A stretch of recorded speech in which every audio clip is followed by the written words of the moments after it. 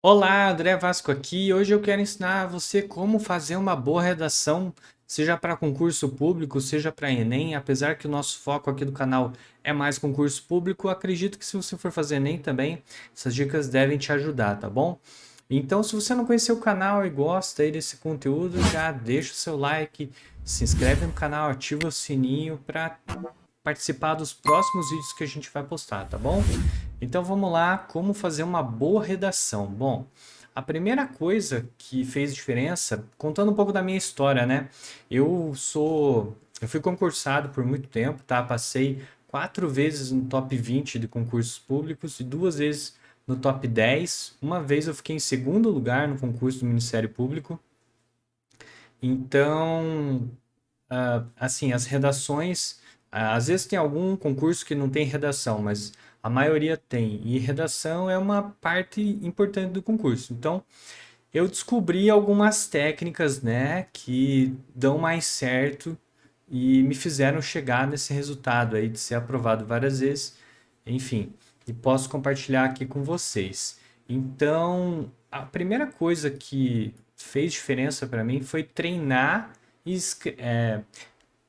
escrever e pedir para alguém corrigir. Às vezes, se não tem ninguém para corrigir, tudo bem.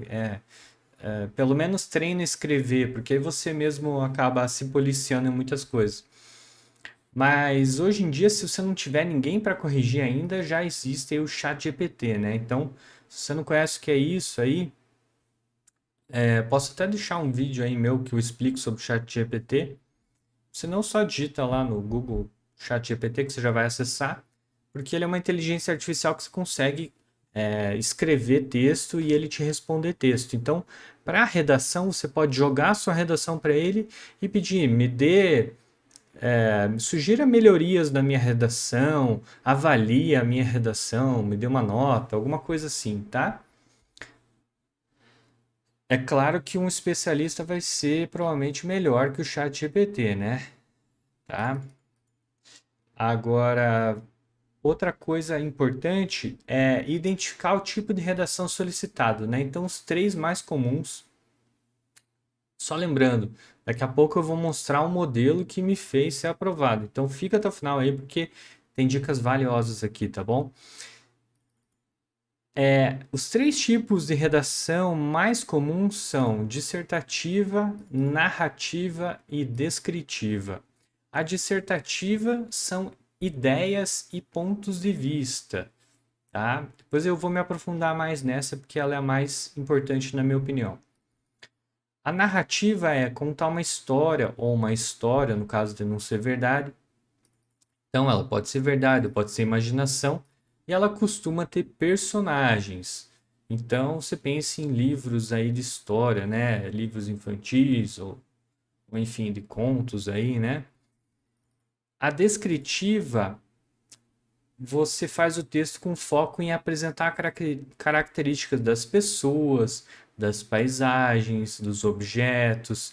Então, até coloquei um exemplo de texto aqui, né? Os seus longos cabelos dourados refletiam ainda mais a luz quente do sol.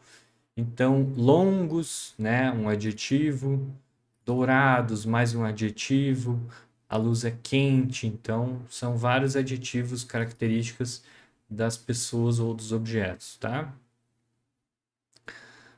Agora vou passar os modelos aqui, né? Ou melhor, eu sugiro que você use modelos que funcionam. Pegue, em inglês a gente chama templates, né? Em português seria modelos mesmo. Então você pegar estruturas, é isso que eu quero dizer. Pegue estruturas de redação que funcionam.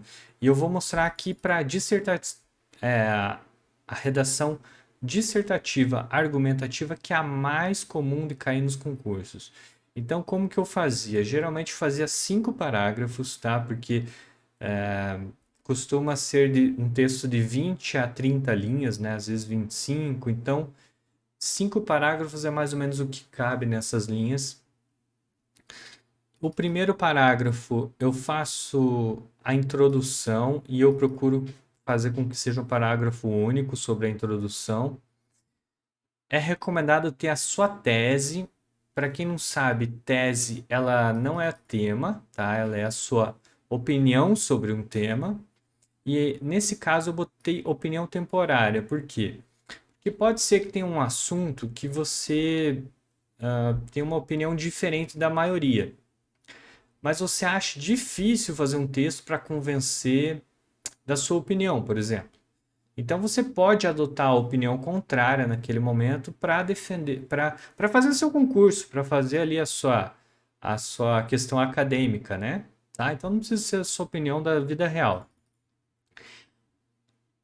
Ah, você vai poder lançar perguntas na introdução, tá? Então, por exemplo, ah, se eu estou com uma redação para fazer sobre vida saudável, e aí você pode lançar perguntas do tipo: será que é tão importante assim fazer exercícios todos os dias?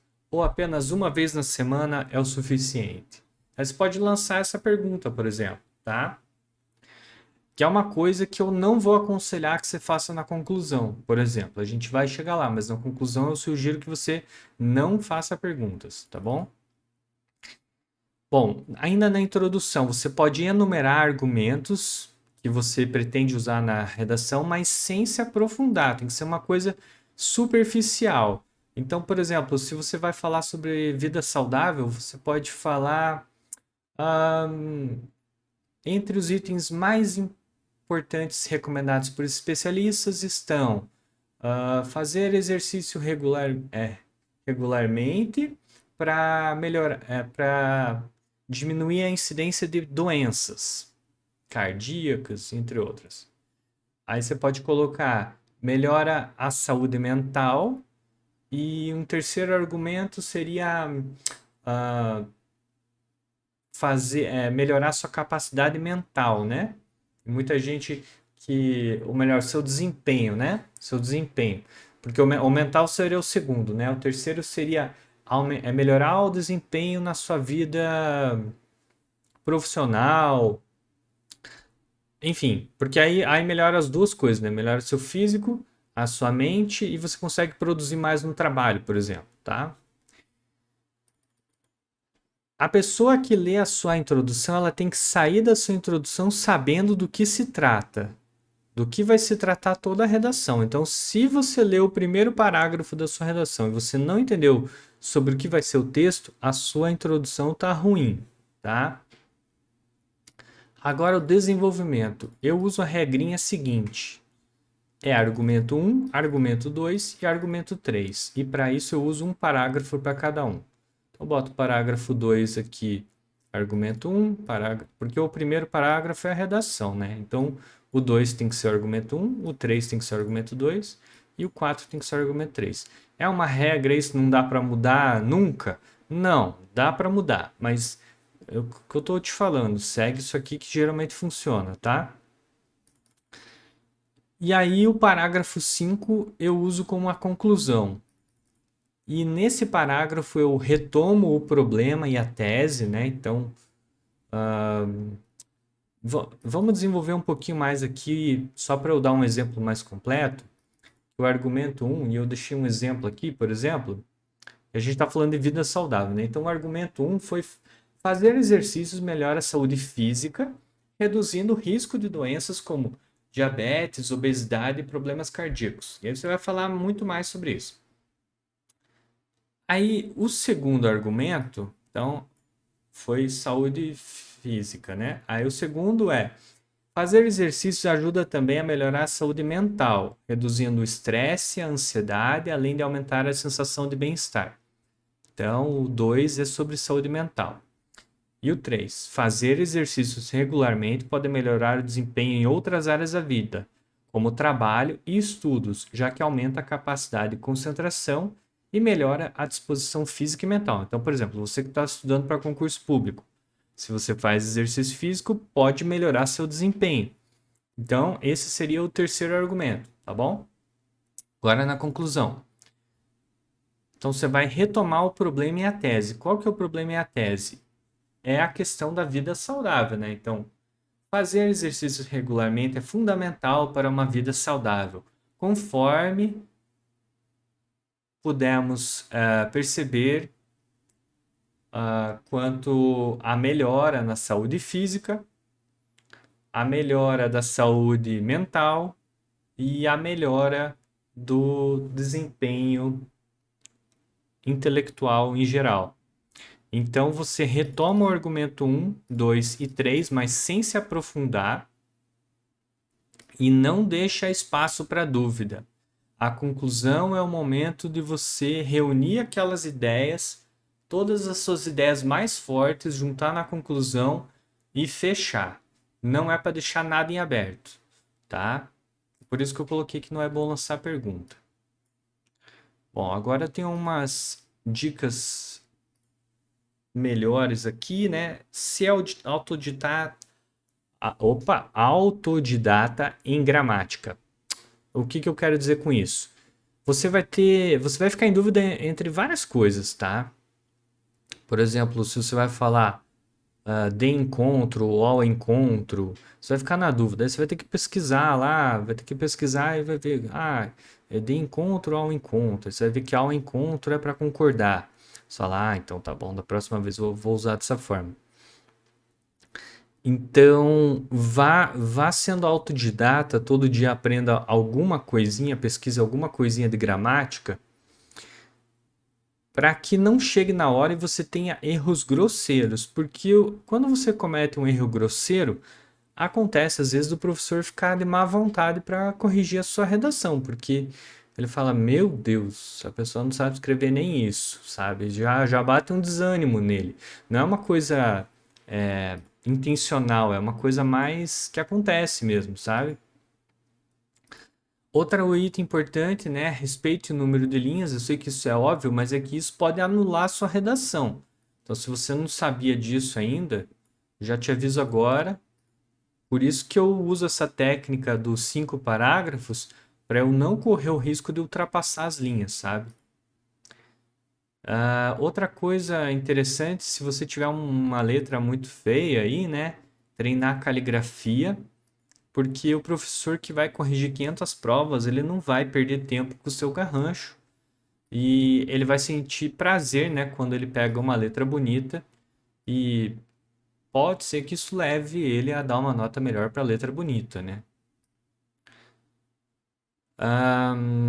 Não, assim, ó, não faça direto a redação, tá? Sempre faça o rascunho.